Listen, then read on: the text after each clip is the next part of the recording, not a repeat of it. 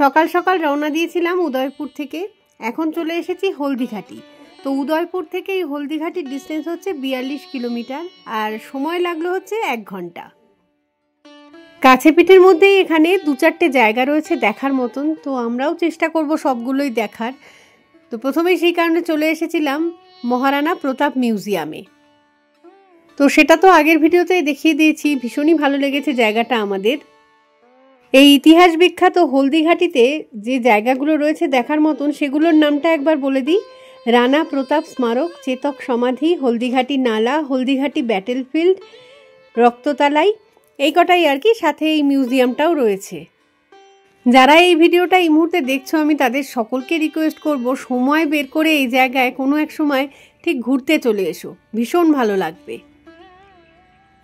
তো এখন আমরা রয়েছি মিউজিয়ামটার ঠিক সামনে। তো এই যে সামনে রাস্তাটা দেখা যাচ্ছে যেখান দিয়ে গাড়ি ঘোড়া চলছে, ওই রাস্তা বরাবর সামান্য একটুখানি এগোলেই আর কি রাস্তার ওই পাশটায় ঠিক রয়েছে চেতক সমাধি। তো আমরা এখন সেদিকেই যাচ্ছি।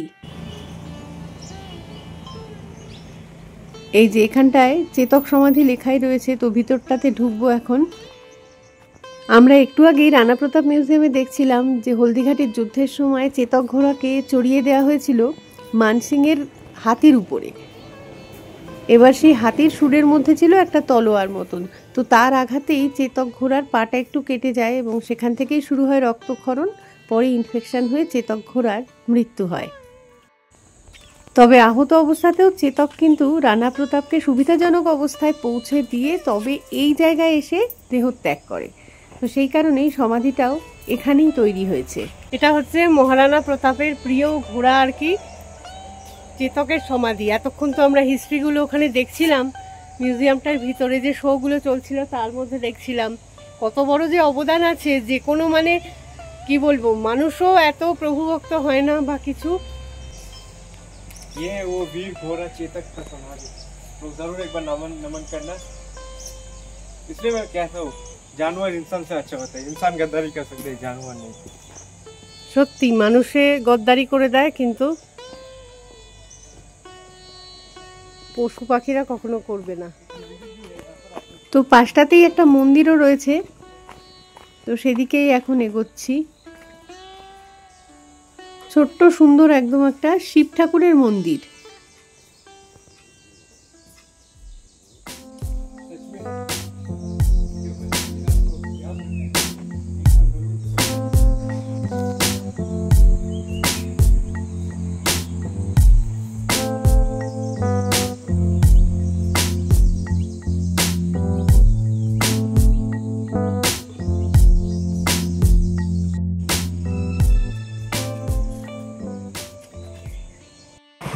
চেতক সমাধি থেকে বেরোলাম, এরপর বাকিগুলোতেও যাব।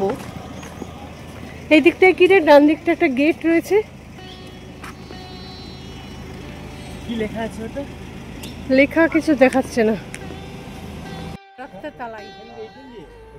উল্টো দিকের একটা রাস্তা, সেখানে একটা গেট মতন করা রয়েছে, ওটা দিয়ে এগোতে হবে। এই দিকটাতে রানা প্রতাপ স্মারক আছে একটা, কিন্তু এত সকালে খুলেছে কিনা জানি না, 9টার সময় খোলার কথা। হলদিঘাটি নালাটাও পড়লো, তবে আমরা আগে রানা প্রতাপ স্মারকটা দেখে আসি। বিশেষ কিছু নেই এখানে, রানা প্রতাপের একটা মূর্তি রয়েছে, এখন আর কি বা থাকবে। ঘটনা তো সব ইতিহাস প্রসিদ্ধ এবং সেগুলো সব অনেক বছর আগে ঘটে যাওয়া। আমরা একটুখানি আগে ভাগেই তো পৌঁছে গেছিলাম এখানে, সেই জন্য কিছুক্ষণ দাঁড়াতে হলো আমাদের। 9টার সময় খুললো ঠিক এটা। গাড়ি ঢোকানো যাবে না। চলো চলো তুমি আগে করে নাও, আমরা এখান থেকে দেখিয়ে দেবো। ये है हल्दीघाटी नाला। হলদিঘাটির যুদ্ধ হয়েছিল 1576-এ, তো মাত্র 6 ঘন্টার জন্য কিন্তু যুদ্ধ হয়েছিল এটা। রানা প্রতাপের সঙ্গে আকবরের সেনা মানসিংয়ের। নালাটা এখানেই, যেটা চেতক আর কি আহত অবস্থাতেও লাফিয়ে পার হয়েছিল। তবে এখন আর অতটা কিছু তো বোঝা যাচ্ছে না। এই নিচটাতে একটা হালকা করে জলের আওয়াজ আসছে যেন। এই যে এখন আমরা হলদিঘাটির নালাতে দেখতে এসেছি। এই নালাটাই হচ্ছে চেতকের পা কেটে যাওয়ার পরেও ও কিন্তু লাফিয়েছিল, মানে এক প্রান্ত থেকে আরেক প্রান্ত।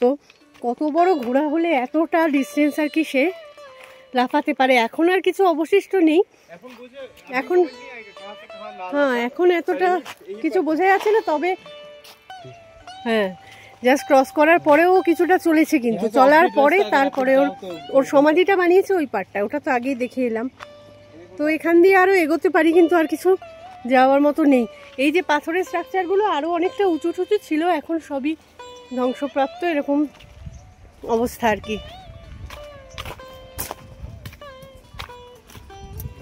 যেমন বীর যোদ্ধা তেমন তার বীর মানে কি বলবো বাহন। এই হিস্টোরিক্যাল প্লেসগুলোতে এলে না কিরকম গায়ে কাটা দেয় রীতিমতো। যখন ছোটবেলায় ইতিহাস পড়তাম তখন একদমই পছন্দ হতো না সাবজেক্টটাকে, আস্তে আস্তে যত বয়স বাড়ছে এই জিনিসগুলো মানে শুনছি বুঝছি, মানে এত অদ্ভুত লাগে কি বলবো, রীতিমতো যে বলে না গায়ে কাটা দিয়ে ওঠে ঘটনাগুলো শুনলে। আর এরকম মানে হিন্দু রাজাদের ইতিহাস কিন্তু আমাদের বইতে অত তো পড়ানো হয় না, বড় করে দেখানো হয় আকবর জাহাঙ্গীর এদের কথা। এরা মানে কি সত্যি, এরা মহলে সত্যিই তাই, মহলে বসে থাকতো, এদের গল্পই আমাদের সময় ইতিহাসে পড়ানো হতো। আর অল্প একটুখানি পাঠ থাকতো এই মহারানা প্রতাপের উপর।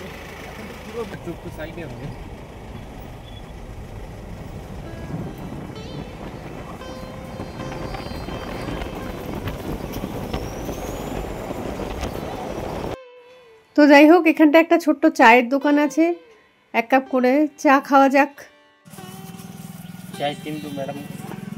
हाँ 3 के दो कप में दो। हाँ हाँ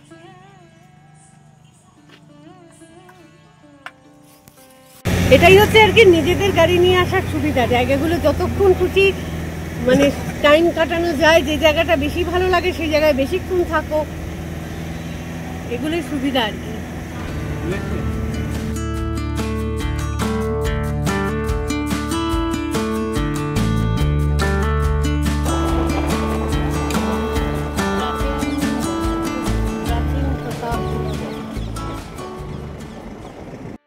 কিলোমিটার 5 এগিয়ে আসার পরে পেয়ে গেছি এখন প্রতাপ গুফা। রণস্থলী হলদিঘাটি প্রতাপ গুফা। আসলে হলদিঘাটির যুদ্ধের পরে এই যুদ্ধের প্রভাব রানা প্রতাপের উপর এমনভাবে পড়েছিল যে তিনি বেশ কিছুদিন এই গুফার মধ্যে এসে আশ্রয় নিয়েছিলেন। প্রতিজ্ঞা করেছিলেন যতদিন না মুঘলদের হারাতে পারছি এরকম জীবনটাই যাপন করব আর কি, গুহার মধ্যে থাকবো, মানে সমস্ত সুখ স্বাচ্ছন্দ্য বর্জন করব। পাতায় খাবার খেতেন, আর এই গুহার মধ্যে থাকা অবস্থাতেই নিজের ভবিষ্যৎ রণনীতিগুলো তৈরি করতেন। বজরংবলীর মূর্তি, গণেশজির মূর্তি,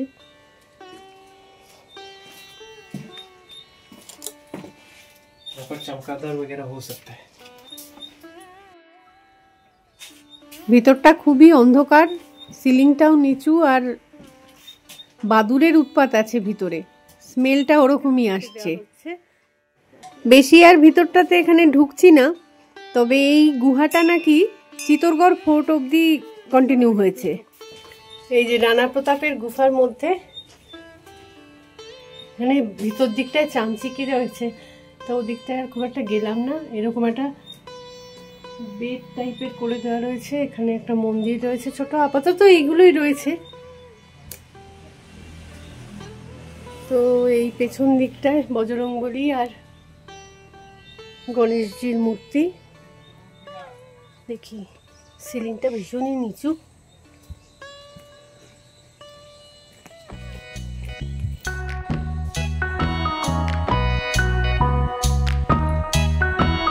আপাতত একটা সাধু বাবাই থাকে মনে হচ্ছে।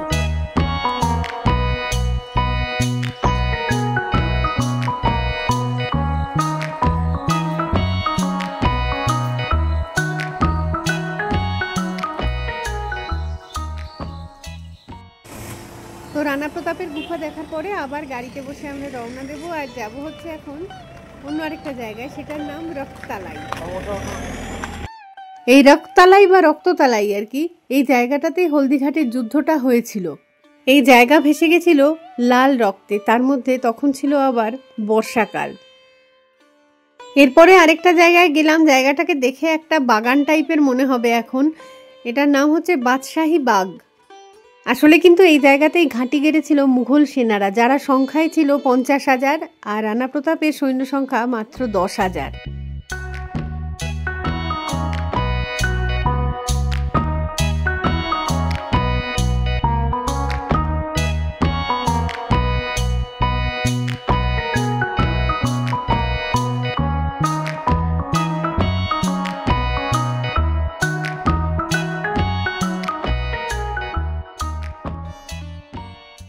এই যে পেছন দিকটায় হলদিঘাটি লেখা রয়েছে। লোকজন সব হলদিঘাটির সামনেই গাড়ি নিয়ে এমনভাবে দাঁড়িয়ে গেছে, ছবি তোলাটা মুশকিল। ছবি তুলবো বলে এই জায়গাটায় নামলাম আর কি। কি সুন্দর হলদিঘাটি কথাটা লেখা রয়েছে এখানে। তো এই জায়গাটায় ছবি তো একটু তুলতেই হয়, তাই না? একটা জিনিস বলার মতন, পুরো রাজস্থানেই কিন্তু দেখছি রাস্তাঘাট ভীষণ ভালো। সে বড় রাস্তা ছোট রাস্তা সবই ভালো আর কি।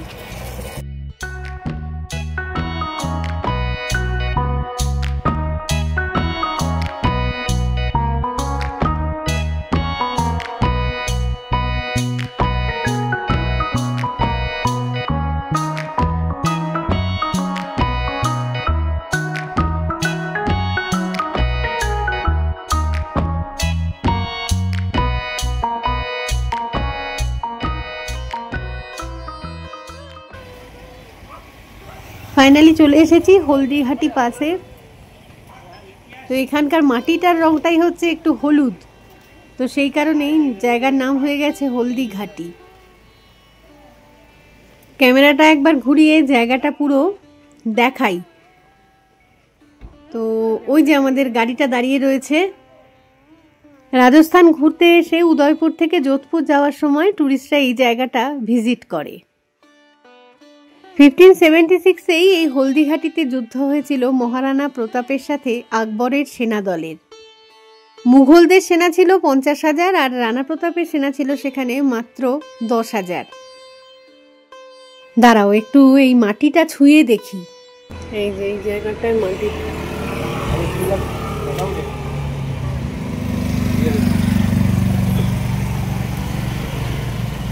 মাটিটাতে হয়তো টারমারিক মিশে আছে, সেই জন্যই একটু হলুদ রঙের।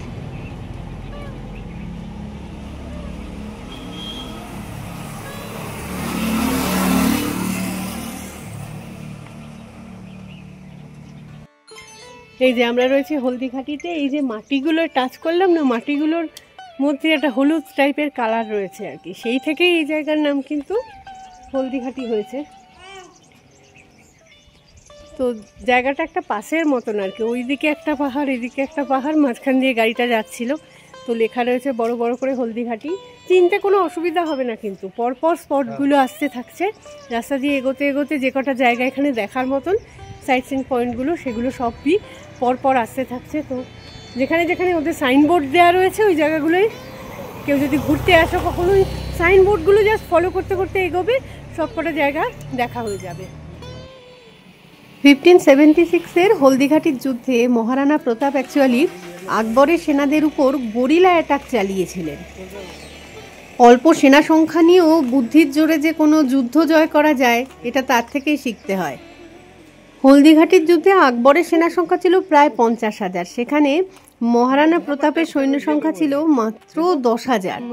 তবে মহারানার সেনারা ছিল উপর দিকটায়, সেই কারণে উপর থেকে পাথর তীর ধনুক সবকিছুর সাহায্যে মুঘল সেনাদেরকে সরিয়ে দিতে পেরেছিল এখান থেকে।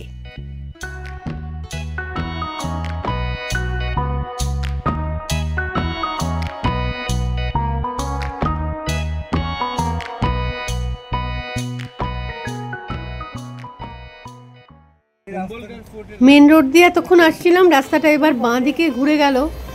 জানি না এই রাস্তাটা ভালো হবে কিনা। রয়েছে এদিকটায় কিছু ঘরবাড়ি, বেশ কিছু দোকানপাটও আছে।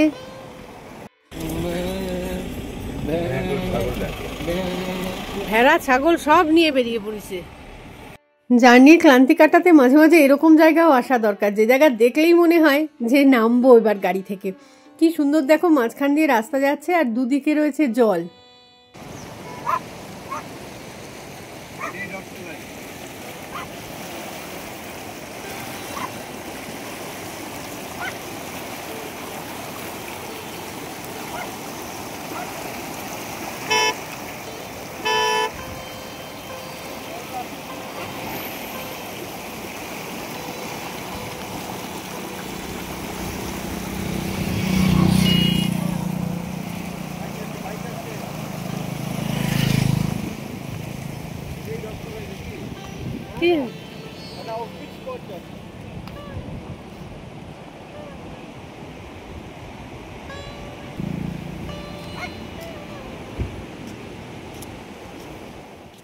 এটা ঠিক কি জায়গা বুঝতে পারিনি, আমরা এগোচ্ছি, মাঝখানে দেখলাম সুন্দর একটা এরকম নদীর মতন বয়ে যাচ্ছে, আর নদীর মানে জলের তলায় প্রচুর গাছপালা রয়েছে, আর গাছপালাগুলো কোনোটা সবুজ তো কোনোটা খয়েরি।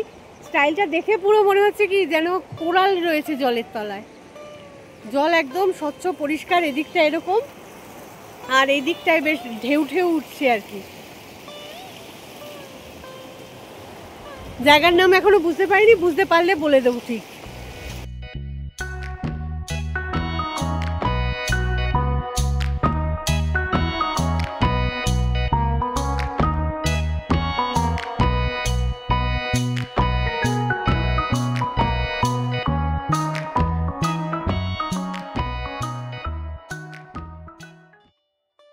প্রথমে এক দোকানে গাড়ি দর করানো হলো, সেখান থেকে পোহা কিনে চাপা হলো গাড়িতে। তারপরে নেওয়া হলো আইসক্রিম। গাড়ি চলতে চলতে আবার একটা দোকান দেখতে পাওয়া গেছে, তো সেখানে আবার দাঁড়িয়ে বাঙ্কুর জন্য ব্রেড পকোড়া, সাথে বোধহয় ডাল বড়া টাইপের কিছু। কি আছে? ইডলি আর ইডলি সাম্বার, এক প্লেট পকোড়া আলো। বাবা, কোথেকে এরাও খায় নাকি এই জিনিসগুলো? দারুন। এটা পকোড়া ওই সাইডে রাখ, আমার পকোড়া এটা। আমার পেটে একদম জায়গা নেই, কিন্তু তুই খাবি? এক চিলতে টেস্ট প্রপার ইডলি। খাবো না বললে হবে, ভরা পেটেও খেতে হবে। রাজস্থানের কচুরি যদি হাতের সামনে আসে। 2 প্লেট ইডলি সাম্বার, 2 প্লেট কি বলেন আপনার বড়া, এইগুলো পকোড়া আর কি, আর দুটো কি বলেন আপনার ইয়ে তো কচুরি, দুটো ইয়ে প্লেট পকোড়া সঙ্গে কচুরি, ইয়ে সব মিলে কত হয়েছে? 200 টাকা। 170 টাকা। 90 টাকা। আমি তো সেটাই বলছিলাম, 170 এর সাথে 10 যোগ করো, সেটাকে 2 দিয়ে ডিভাইড করো। আজকের ওয়েদার ভীষণ ভালো, মেঘলা ওয়েদার, সাথে হাওয়া দিচ্ছে। মেঘলা ওয়েদার, হাওয়া দিচ্ছে, আজকে ওয়েদার খুব ভালো। আর আমি গাড়িতে বসে বসে কচুরি খাচ্ছি। কচুরিগুলো কি টেস্টি এখানে।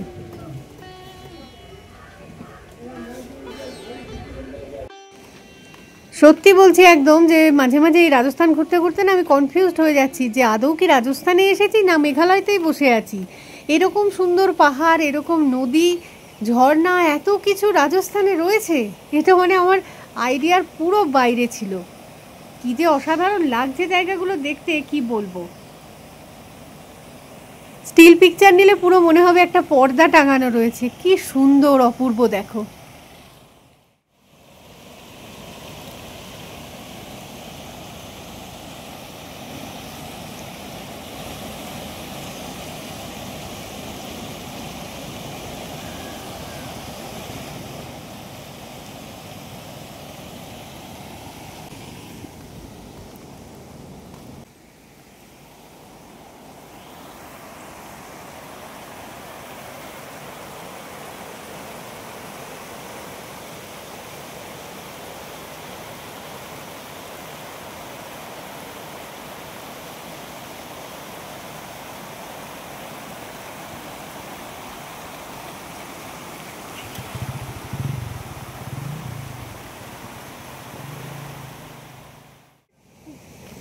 আমরা কুম্ভলগড় ফোর্টের দিকে যাচ্ছিলাম, তো প্রায় এসে গেছি বলতে গেলে।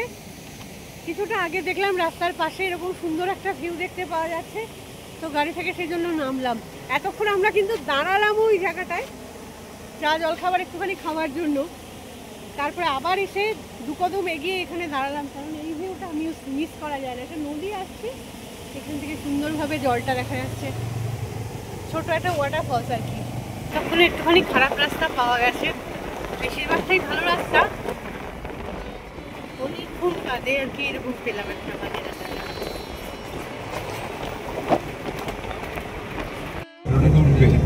ছোট একটা গ্রামের রাস্তা দিয়ে আস্তে আস্তে আমরা এখন হাই রোডে উঠে পড়লাম জাস্ট। তো এই গ্রামের যে বাড়িগুলো, প্রত্যেকটা বাড়িতে মানে ভুট্টার চাষ করে খাওয়া দাওয়ার জন্যই, তার সাথে গরু, মোষ, উট সমস্ত কিছু রেখেছে তারা। তো এরা জন্তু জানোয়ারকে খায় না কখনোই। এদের থেকে ওদের চাহিদা হচ্ছে দুধটুকুনি, দুধ দিয়ে হয়তো পনির, তারপরে দই, ক্ষীর এই সমস্ত তৈরি করার জন্যই লাগে সেটা। তো ভালো, বেশ তাদেরকেও যত্ন করে রাখে, নিজেদের দরকারটাও মিটছে আর কি। সবচেয়ে বেশি বানাচ্ছে ঘি, ঘি বানাচ্ছে, ঘি বলতে ঘিটাই বেশি হয়। রুটি বলো কি তরকারি বলো, সবের উপর থেকে ঘি ছড়িয়ে দিলেই তো টেস্ট এসে যায় খাবারের, আর কি চাই। তো যাই হোক, এখন আমরা এগোবো কুম্ভলগড় ফোর্টের দিকে। তো সেসব না হয় পরের ভিডিওতে নিয়ে আসছি, এই ভিডিওটা আপাতত এতটুকুই থাক। খুব তাড়াতাড়ি ফিরে আসবো কুম্ভলগড়ের ভিডিওটা নিয়ে। তো ততক্ষণের জন্য টাটা।